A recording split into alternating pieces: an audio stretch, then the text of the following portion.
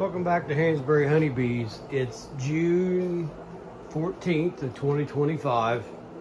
And what am I doing today? Well, this morning the wife and I did a farmer's market in J-Town, which is Jeffersontown, Louisville, Kentucky. So last year she signed me up for this when I told her not to. And we did really good. So my wife was right, I was wrong. She's never thrown at my face. So that's life is good. So this year we're doing it again. But a little bit different about this year is my wife wants paid for me to help me, which is also fine anyway, because last year we'd be there for about 5 or 6 minutes, and the next thing you know, she was sneakering away over to the money basket or the money box and wanting to borrow money to go buy stuff at the farmer's market. Well, now, since I pay her, she uses that money. So at the end of the day, I'm probably actually making a little bit more money, but let's not tell her that. So we did the market, come home, and then guess what? Louisville, Kentucky starts to rain again, which is like, it's a good thing we live up on a goat knob, because I really thought we should build an ark along with everybody else in this area. So let's walk outside for a minute. So the flow has been hit and miss this year. So, you know, my wife says I don't have enough faith, and she's probably right. So, oh, there's a deer. Sorry, I just had to do that. I'm lost my train of thought. I feel like my wife, like in that Dory movie. What's her name? That's like my wife, whichever one that is. Anyway, back to the subject. The flow's been hit or miss. So I pulled honey, and then it seemed like it dried up. So I was cherry picking frames. And then I'm looking at that hive over there. It seems like there's a lot of bees on the front.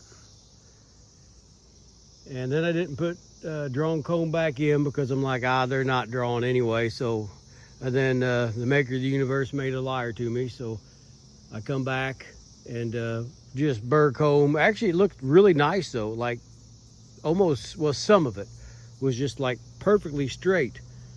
So today when I saw that at my other yard, I actually gave it to the landowner, and they love it. So that's all good. So their house, as soon as I drove up, man, I could smell nectar all over the place. I don't remember the tree that I Googled to see what it was, but whatever it is, it was really a nice smell. So I pulled about 5 supers off. I think I have 7 hives there. I'm in extracting it right now. So then I'm like, well, guess what? It started to rain again. So I'm in rendering some old wax. I basically just render almost everything. All I really use it for is my own personal stuff. I sell a couple bars, but that's about it, nothing major. So I'm in doing that, and then I actually forgot the door open a little bit, and the bees smelled the wax. So the next thing you know, there's probably 100 or 200 bees inside my storage room here, so I have to leave that shut now into my other building. But what was I doing mainly yesterday and today after work is I started to pull some of my cut comb honey frames. Now, this year hasn't been the best. My bees are actually drawing triple or double acorn plastic better than they are my thin surplus from the big suppliers. And it didn't matter. I've used both, from Man Lake and a Dant, and they just didn't want to draw it this year. So I've got very few full comb to cut. So I am just cherry picking it, just like I did frames this year. And again, the wife says I don't have enough faith, because I tell her I don't think I'm going to get very much, and slowly but surely it's adding up. So I'll take you inside and show you what I've been doing and how I cut it. So let's walk inside here and we'll see. Well, first thing I'll show you is I'm rendering wax today. Well, Not just today, but the last couple of days. This is what I've rendered so far this year. And the only scale I really have just goes to 12 pounds, and I know it's way over that because it zeroes out. This is what I've rendered today. So my guess, that block and this block is pretty close to the same. And that's actually the way I do it. That's only rendering at one time so far. Now this, no matter what you do, unless you just use cappings wax, there's always some cocoons or slum, and if I have an old junk frame, I render it out. So now I added a lot of water to this and just the slum, and now I'm gonna, well, I actually shut it off, still plugged in, but I shut it off. And now I'll wait for the little bit of wax that's in there will seize up at the top, and then I'll render it the next time I have some cappings or some burr comb. So I got my mic treatments in. I'm forever mopping. And boy, you wouldn't believe it, but just the heat from that wax melter, this room's hot in here. It feels like it's like 40 degrees in here, but it's not. And this room is not perfect at all. And I'm pretty well done with my biggest honey flow. So I did start taking hoses apart from my automatic uncapper. So I'm just leaving a bucket underneath there. And the next thing I know, I'm like, uh-oh, the height of this, I'll get my finger out of the way, the height of that with the little plastic tubing is below the height of this. So I just put a couple little extenders on there because I had about a half a pound of honey on the floor before I realized it. So I don't leave this overnight. As soon as I get done extracting it, I put the lid back on and I run my pump, just so before anybody asks. So I always like for my cappings to be perfect. If there's one thing I love to do, it's make perfect cut comb honey. This year, the cappings aren't perfect, but it is what it is. So I will tell you, I do put some comb in for some honey shows. I don't use the Pierce cut comb cutters for when I'm putting it in the show, because it's hard to get it perfect. And I'll show you what I mean by that. So if you see here, there's this little ridge here. If you don't get it just perfect, it just always leaves just a little ridge. Now it's not going to be a problem with my 2x2s or my chunk honey, but for competition, it matters. When I'm doing that, I actually use hot knives, you know, and I'll get a knife really hot. I just stuck my finger in there. Good thing that wasn't my show one. And I'll maybe cut the first 1/4 of an inch. I'll set that knife on a heating pad or a plate, and I'll take a second knife. It might take me 5 or 6 cuts to cut completely through that, but that's what I do all the way around. What I've also noticed is the 4x4 containers are just a little bit bigger than the inside dimensions of that. Now, so far, I don't think you get deducted for being maybe an 1/8 inch shy all the way around. I haven't seen that in the, you know, the grading process, but I didn't want to take that chance. Now I do use this, the 2x4, for all my comb, and just in case somebody's wondering, yes, that won't be discounted because I want it to be as close, as perfect as I can. One thing also, it's got that one still on, better shut it off before I forget. Don't turn them up too high because it will start scorching a lot of this here. So this is what I have so far. So, you know, I'm happy with it, but I really just like, we'll just say this color more than the little bit of yellow cappings here or here. So I'm doing this, and I always use, it's pretty cool in here right now. It's 77, and the honey won't drain completely. and you want it to drain completely. You don't want, let's see here, let me get a cassette here that's pretty well done. These aren't done, but they're close. So see how there's a little bit of residue in this one? Well, that one's not a problem, but if you're really showing them, you don't want that. So I always drain them for 2 or 3 days, but I always turn the AC off in here, and I'll put another one of these cookie trays over top of it. That way it is bug proof. So that's what I do. You see, it has drained through some, but that's just from the heat of the cutter. So that's that.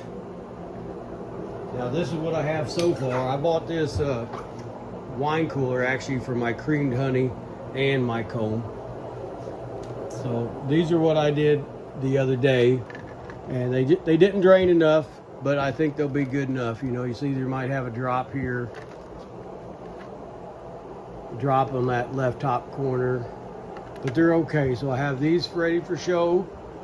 These I did about a week and a half ago, and I will be putting these into the state fair. Now it's a little colder in here, that's why there's a little moisture on the lid here, and there's fingerprints. But these will be in the state fair, and I won't take all of them out because I don't want to mess them up. So I have those.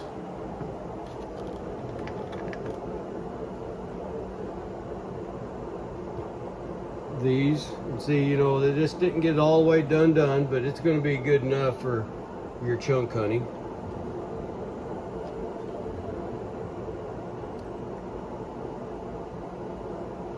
And this is what I'm talking about when you use that cutter. You know, it just doesn't get them perfect.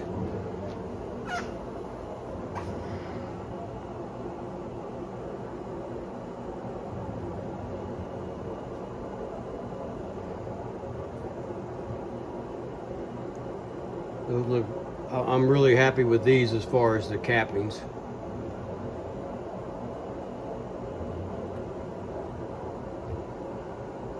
And before I package these, like this right here, see, I'll cut that off. Before I package these again, I'll either put them on the other side of the building where it's warmer, or I'll turn the AC off. Now these I just cut a little while ago, and they're not done. But these 3 will probably go in. I'll be picking between the 4 I showed you up here and these 3. Now this one won't be in there anyway because I ran out of room on the frame. I really wish they would change the rules on these competitions, because unless you have 100% perfect frame, you're not going to get 4 cuts out of it. You're only going to get 3 in that. But if you see here, this little slice will come off, but if you see here, you'll get dinged for that little bit right there. So even though there's a capping on it, I'm not sure if I did it or if it was like that.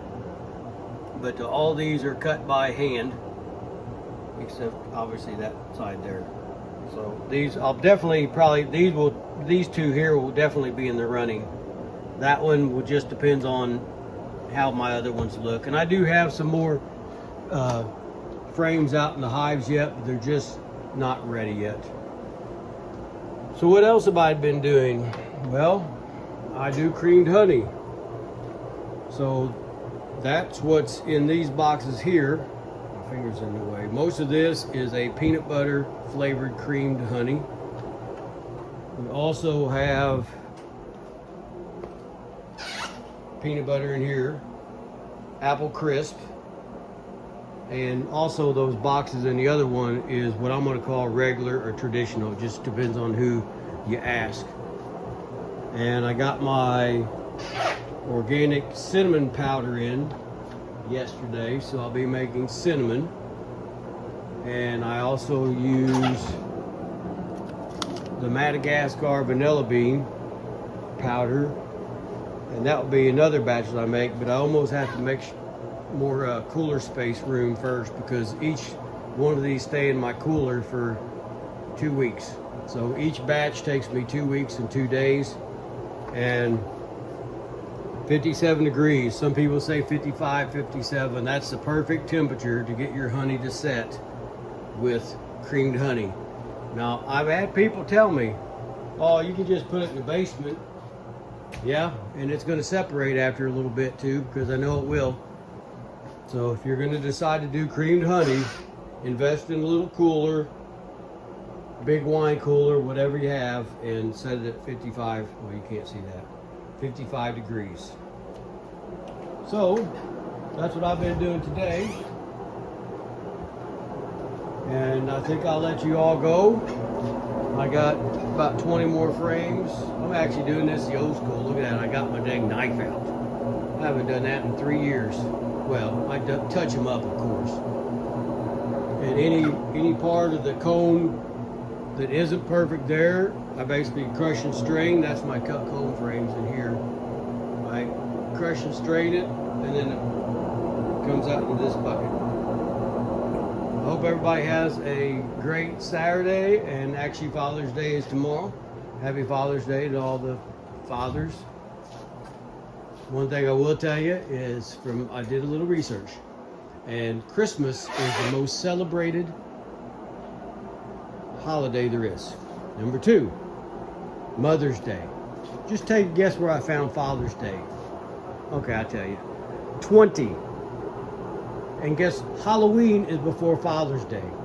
I don't get it. I'll just end it at that. So to me, honestly, it's another day to be alive. It's another day to try to be the right person. Happy Father's Day to everybody. Until the next one, God bless.